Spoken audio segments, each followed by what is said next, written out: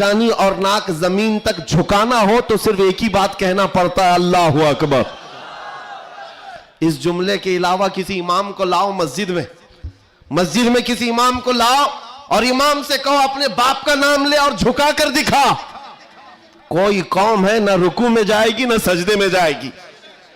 بادشاہ وقت بھی ہو، اکبر جیسا ڈکٹیٹر دین الہی نام کا ایک نیا دین لایا تھا اور اس نے اپنے نمازوں الگ شروع کروا دی تھی اور بادشاہ کے نام سے تکبیر کہی جا رہی تھی، اس کا بھی نام اکبر ہے۔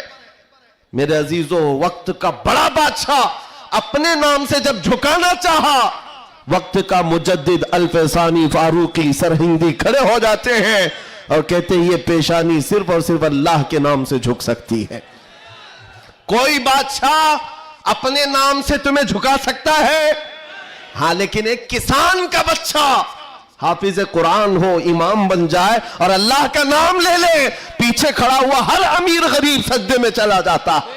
یہ نہیں دیکھتا کہ کسان کا بچہ جھکا رہا ہے، وہ یہ دیکھتا ہے مجھے رب کے نام سے جھکایا جا رہا ہے۔ دنیا کی واحد قوم ہو جس کو جھکانا ہو تو صرف اللہ کا نام ہے۔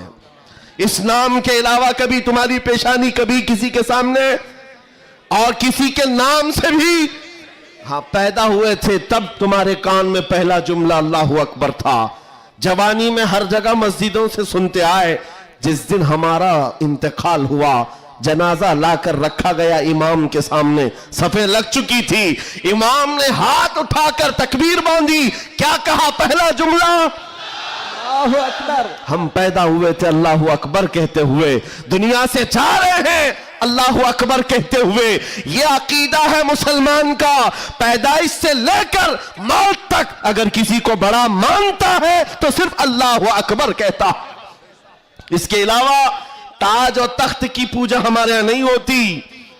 5 سال 10 سال حکومت کرنے والے کوئی دیوتا نہیں بنتا، نہ ہی ہمارے ہاں نبی کی عبادت ہوتی ہے، عبادت صرف اللہ کی ہے۔ آج تم سب کے لیے جو چیز فرض بن چکی، فرض وہ کیا ہے جانتے ہو؟ وہ فریضہ میں ادا کرنا چاہتا ہوں۔ آج جنگ کا میدان بنا دیا ہے سوشل میڈیا کو، اور لوگ ہم سے یہ کہتے ہیں آپ خاموش رہیں تو ادھر سے کچھ نہیں ہوگا۔ میاں، ہمارا دین ایسا ہے کہ ہم اپنی باتیں لوگوں تک پہنچانے میں مصروف رہتے ہیں، ہمارے اندر اخلاق بھی ہے، موریلٹی ہے، نرم گفتگو کرتے ہیں، بازو پھیلا کر لوگوں کا استقبال کرتے ہیں۔ لیکن ہمارے اساتذہ نے ایک بات کہی ہے کہ بیٹا زبان نرم رکھنا، دل ٹھنڈا رکھنا، دماغ ٹھنڈا رکھنا، زبان میٹھی رکھنا، دل نرم رکھنا، یہ اچھے اخلاق کی بات ہے، لیکن یہ اس وقت تک ہے جب اخلاق میں ہو، اور جب نبی پاک کے سامنے کوئی کتا بھونکنے لگے تو پھر اب زبان میٹھی نہیں رہتی، دل ٹھنڈا نہیں رہتا اور دماغ نرم نہیں رہتا۔ اس لیے کہ ہمارے اخلاق یہی ہے، غیرت یہ ہے، دنیا والے اپنی بیوی کو چھیڑنے پر، اپنے ماں کو ٹچ کرنے پر برانگیختہ ہو سکتے ہیں، تو ہم کروڑوں ماں سے زیادہ اپنے نبی سے محبت کرتے ہیں۔ آپ کو پتا ہے جنگ احد کی جنگ میں 700 صحابہ کرام تھے، 3000 سے زیادہ مشرکین آئے تھے۔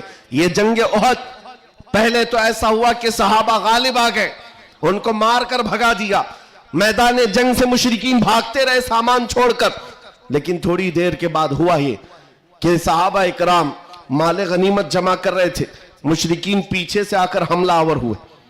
ہمیشہ عادت رہی ہے پیچھے سے حملہ کرنے کی، حملہ آور ہوئے، اور اس وقت صحابہ اکرام جو میدان میں مال غنیمت جمع کر رہے تھے اندازہ نہ کر سکے، جس کی وجہ سے 70 صحابہ شہید ہوئے۔